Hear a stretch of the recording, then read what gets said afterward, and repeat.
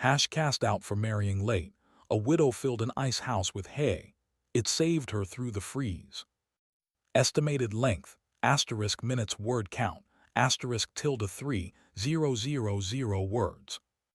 Format, asterisk historical documentary storytelling, asterisk POV, asterisk third-person limited. Tone, asterisk reflective, inspirational, warm, patient, immersive, respectful, hopeful. ACT1, The Gamble. Implied visuals. A frontier settlement in early winter. A woman alone at a stone ice house by lantern light, pressing hay between ice blocks, her dog at the doorway, snow beginning outside. The settlement of Harrow Creek had opinions about most things, and it had formed its opinions about Lenora Vass before she had finished unpacking her wagon. She had married at 41 late, by the settlement's accounting, and to a man 12 years her senior who had died 14 months after the wedding, leaving her the farm, the debts attached to it, and the specific social position of a woman who had arrived in the community as a wife and remained in it as a widow before the community had fully decided what category to place her in. The category it settled on was not unkind in its explicit expression and not comfortable in its practical effect. She was received at the church socials and excluded from the planning of them, consulted on domestic matters and not invited to the decisions, present at the edge of the community's life in the specific way of a person who has been assigned a position rather than earned one. She had been managing the Vass farm alone for 2 years.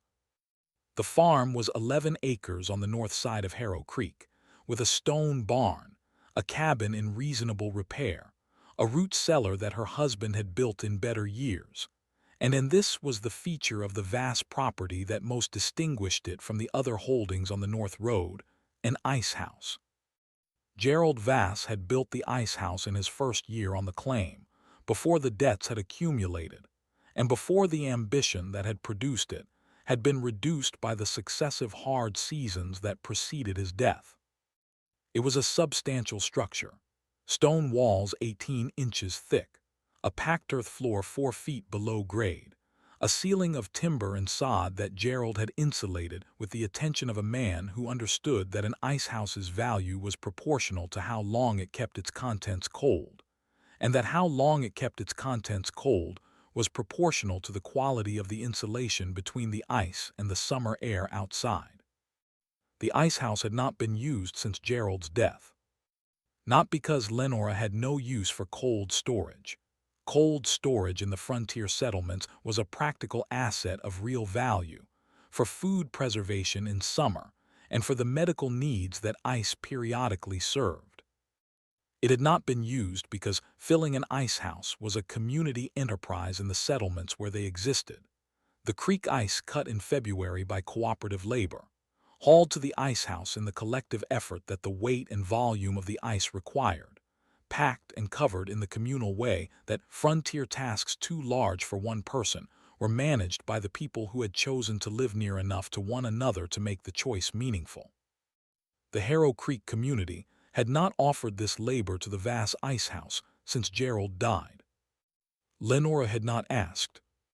She was not a woman who asked for things that had not been offered.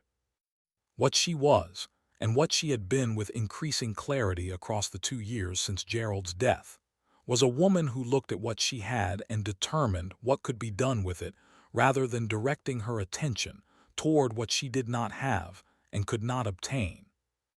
What she had was an ice house. What she did not have was a community willing to fill it with ice. What she did have, in the quantity that the Vass farm's poor hay field had produced across a summer of modest effort. Modest because the hay field was not her primary concern, and because the farm's financial position did not justify the labor investment that maximum hay production would have required, was hay.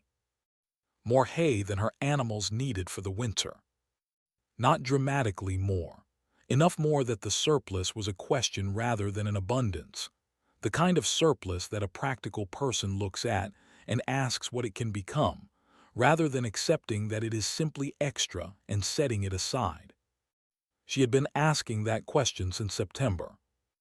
In October, she had found the answer in the almanac her husband had kept, a reference to the traditional icehouse management practice of Scandinavian farmers, described in an agricultural letter reprinted in the almanac's appendix, in which hay was packed between ice blocks not as a supplement to sawdust, but as a primary insulating layer in operations where sawdust was not available. The letter described something else as well, something she had read twice before she understood what she was reading. A hay-packed icehouse, the letter said, did not merely preserve ice. It produced, in the specific thermal interaction between the ice and the dry hay and the stone walls and the earthen floor, an interior environment of sufficient cold stability to function as a preservation space through the winter months as well as the summer. A cold room available in February as reliably as in July, maintaining the temperature that food preservation required regardless of what the weather above it was doing. A hay-packed icehouse without ice. The cold of the earth itself, held and stabilized by the insulating mass of dry hay filling the space, maintaining a temperature that the 18-inch stone walls and the earthen floor and the sod ceiling combined to hold without the ice that the community had not offered to provide. She had spent October and November filling the icehouse with hay. Not all of the surplus. She was not a woman who bet everything on a single outcome before the outcome was confirmed. She put in enough to fill the lower two-thirds of the space, enough to test the thermal theory of the almanac letter, enough to establish whether the stone and earth and hay would produce what the letter described, and enough, if they did, to represent a meaningful preservation space through the winter. The dog had supervised the whole operation from the doorway. The neighbors who saw the hay going into the icehouse said what the Harrow Creek settlement said about most things Lenora Vass did: nothing directly to her and something general to each other, which was the community's habitual mode of expressing an opinion it had not been asked for and was not confident enough to deliver in person. She had not yet discovered exactly what the winter would ask of the decision. But she knew this the way a woman knows something she cannot yet prove, that the almanac letter had been written by a person who had done this, and that a person who had done this had found it worth writing about, and that the stone walls of the vast icehouse were 18 inches thick, and the earthen floor was 4 feet below grade, and the sod ceiling was insulated with the attention of a man who had built things correctly, and that these facts added up to something she could use if she was patient enough to let them. What she lacked was the freeze. It was coming. ACT2, the experiment. Implied visuals. Lenora pressing hay into the icehouse in sections, checking the interior temperature daily with a thermometer, recording in the ledger November deepening, the stone walls holding their cold. She took the temperature inside the icehouse every morning. This was not a casual observation. She had mounted a thermometer on the interior wall at the midpoint height in the first week of November, positioned away from the door and away from the most direct conduction path from the exterior stone, and she recorded the reading each morning in the farm ledger, alongside the exterior temperature she took from the thermometer mounted on the cabin's north-facing wall. The difference between the two readings was what she was watching. In the first week of November, the exterior temperature averaged 22 degrees in the mornings. The icehouse interior averaged 31, 9 degrees warmer than the outside air, which was not, at this stage of the season, particularly significant. Stone buildings with earthen floors ran warmer than the exterior air in early winter by a predictable margin that had more to do with the thermal mass of the materials than with any insulating effect the hay was providing. By the third week of November, when the exterior temperature had dropped to an average of 8 degrees in the mornings, the icehouse interior was reading 34, 26 degrees warmer than outside. The margin was growing. This was not what thermal mass alone produced. Thermal mass slows the rate of temperature change. It does not increase the differential as the exterior temperature drops. What increases the differential as the exterior temperature drops is insulation, and what she was reading in the ledger was the insulating effect of the dry hay filling the lower two-thirds of the space, trapping the stable temperature of the earthen floor and the stone walls against the increasingly cold air outside. The almanac letter had been right. She noted this in the ledger without elaboration. Third week November, 26-degree differential, theory confirmed. Continue observation. She spent the first week of December testing the preservation function. She moved 3 jars of put-up vegetables from the root cellar into the ice house, not because the root cellar was inadequate, but because she wanted to know how the ice house handled preservation compared to what she already had. The root cellar maintained between 32 and 38 degrees. The ice house, by the second week of December, was holding at 33 to 36. Comparable. In some conditions, slightly superior, the ice house's lower position and thicker walls and hay insulation producing a more stable temperature than the root cellar, which was good construction, but not the specific construction of a building designed from the beginning to hold cold. She moved additional items from the root cellar on the 14th of December. The preserves, the cured meat that needed consistent cold to remain in best condition through the late winter months, the seed stock she kept at consistent temperature to maintain viability for the spring planting. The icehouse held them all in the temperature range they required. She was not ready to tell anyone what she had done. She was not ready because ready, to Lenora Vass, meant confirmed beyond the margin that a person needs to be confident rather than merely hopeful, and she was not yet past that margin. She would be past it by January. What the almanac letter had described was not a winter trick. It was a system, one that required the stone and the earth and the hay and the cold, and the patience to let all 4 of them work together at the pace they chose rather than the pace she might have preferred. She let them work. ACT3, proof of concept. Implied visuals. The hard freeze arriving in January, the settlement struggling, Lenora checking the ice house in the worst cold, the differential increasing rather than collapsing, her food stores intact. The freeze arrived in the second week of January, without the extended warning that the settlement would have preferred, and with the specific commitment of a cold event that intended to be comprehensive. The temperature dropped to 11 below zero on the night of the 14th. It did not return above zero for 9 days.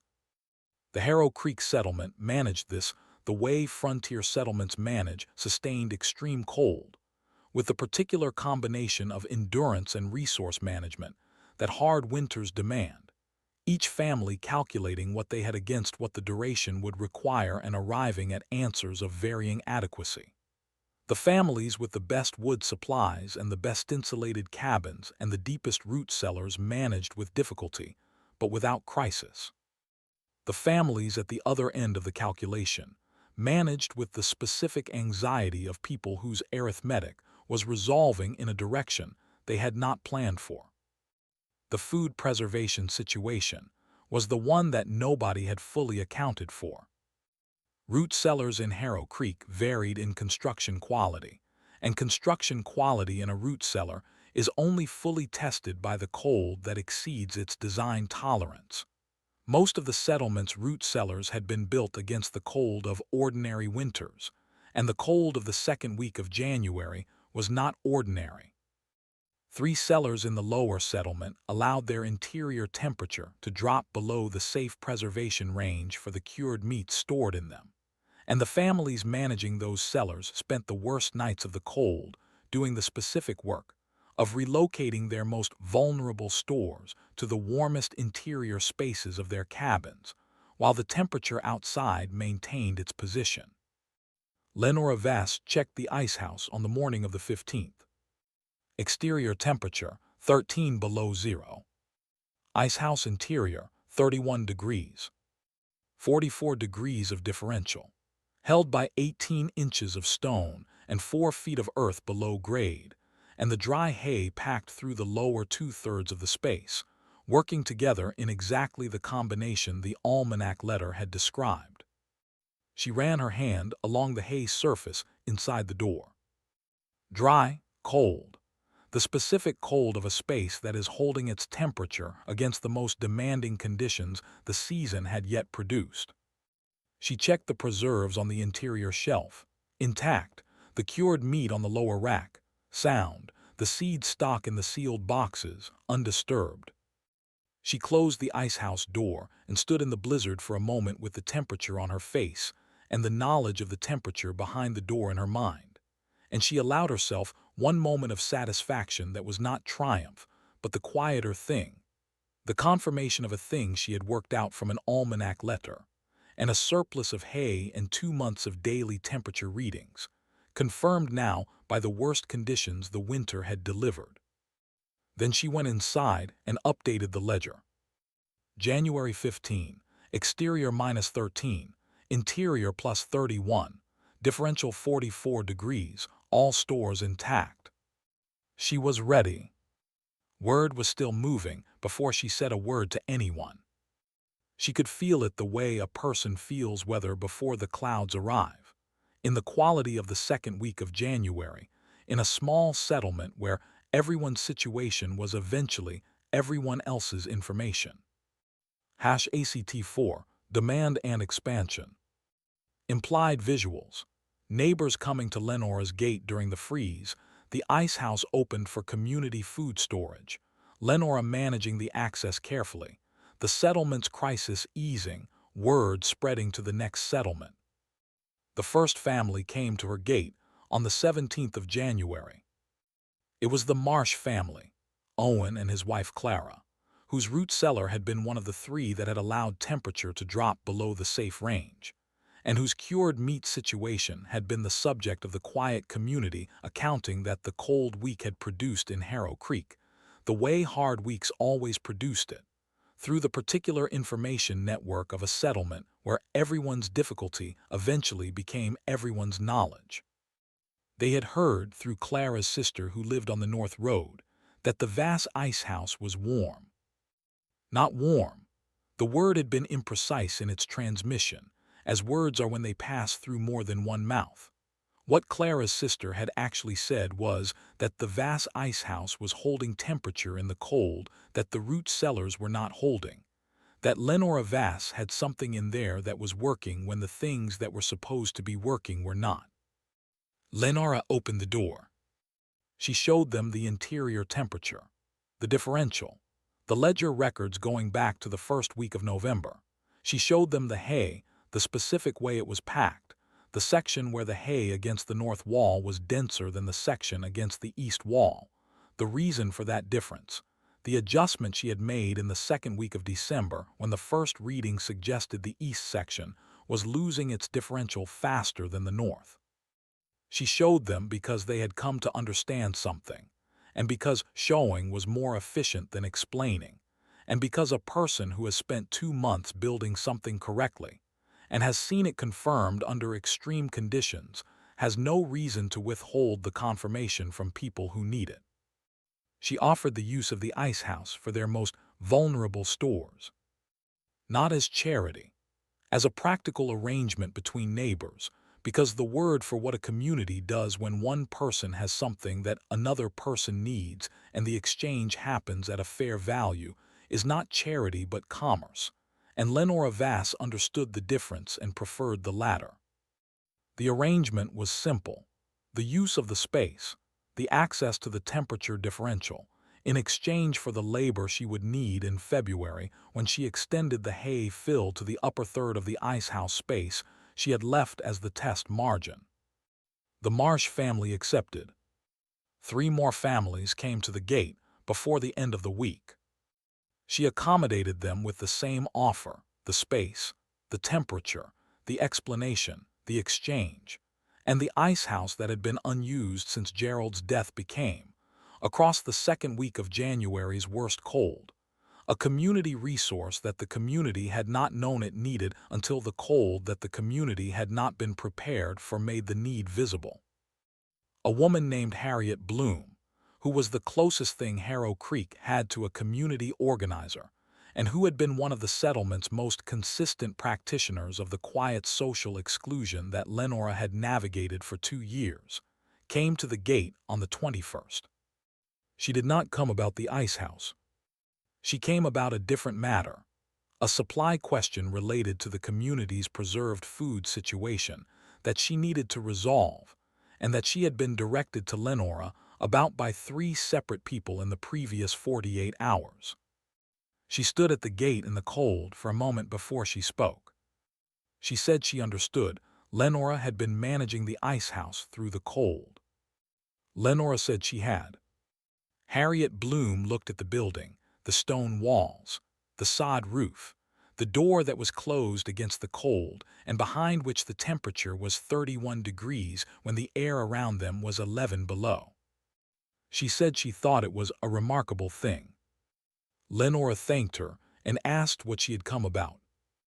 The conversation that followed was the practical kind, the logistics of the supply situation, the temperature requirements, the access arrangement, the exchange of what was needed for what was available.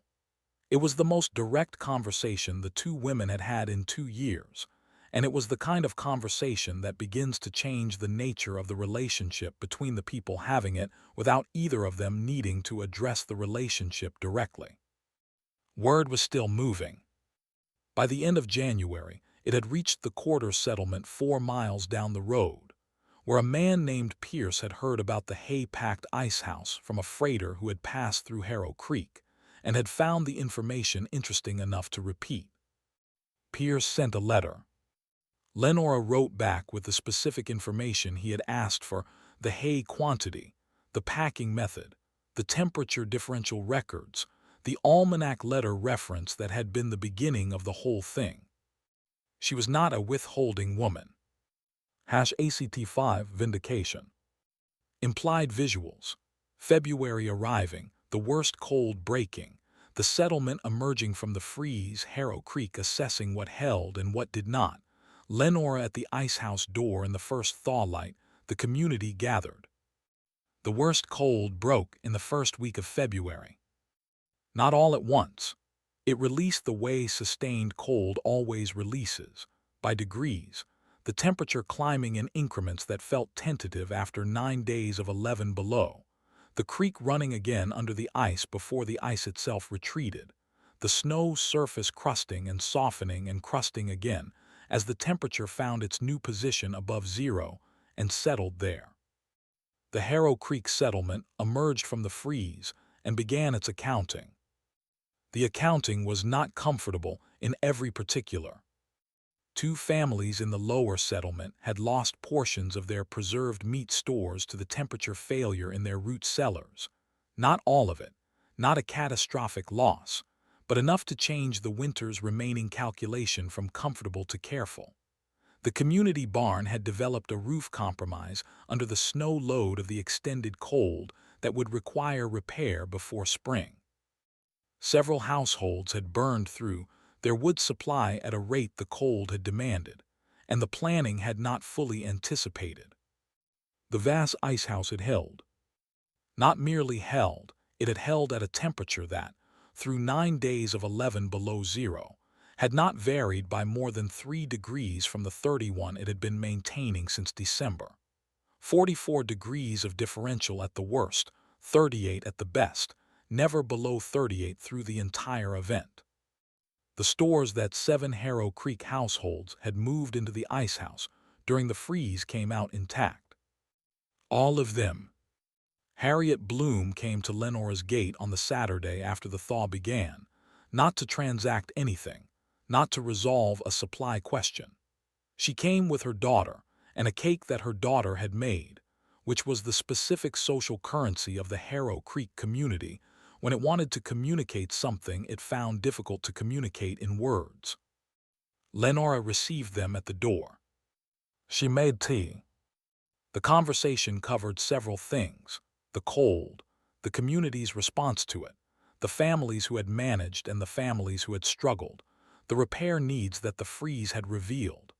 And somewhere in the middle of the conversation, between the tea and the cake, Harriet Bloom, said something that she had not said in 2 years, and that Lenora received with the composure of a woman who had not been waiting for it but was not surprised by it either. She said that she hoped Lenora understood how much the icehouse had meant to the people who had needed it. Lenora said she was glad it had been useful. It was not a large statement. It was not a formal apology or a public reckoning or any of the dramatic gestures that the situation might have seemed to call for in a different kind of story. It was two women at a kitchen table in February, the cold outside beginning to lose its grip, saying what the situation had produced that was true and receiving it with the quiet that truth sometimes deserves.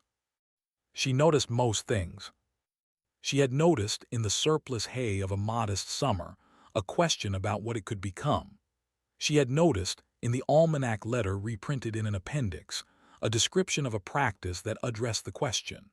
She had noticed, in the 18-inch stone walls and the 4-foot earthen floor of the vast icehouse, the conditions that the practice required. She had noticed, in the daily temperature records of November and December, the confirmation she needed before she was willing to stake her winter stores on the outcome. She had not been lucky.